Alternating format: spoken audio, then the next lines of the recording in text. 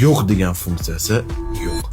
Shahzod akaning aytishlari bo'yicha Huey AIda kontent yaratish uchun hech qanaqangi cheklovlar yo'qmish va bu internet olamida, ya'ni kontent olamida tub burilish qilishi mumkinmish.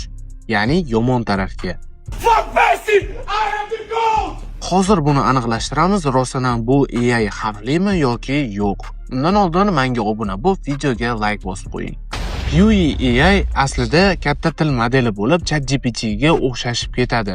Asosan Hugging Face platformasida ko'proq tarqalgan. Cheklovlarsiz deb atalishiga sabab u standart filtrdan deyarli hamma cheklovlarni olib tashlagan, ya'ni siz kontent yaratishda hech qanaqangi cheklovga tushmasligingiz mumkin. Xavfli tomonlariga keladigan bo'lsak, Huey AI hech qanaqangi rasmiy emas, ya'ni u norasmiy platforma deyiladi. U sizni ma'lumotlaringizni saqlamasligi mumkin va sizga zararli ma'lumotlar bilan javob berishi mumkin.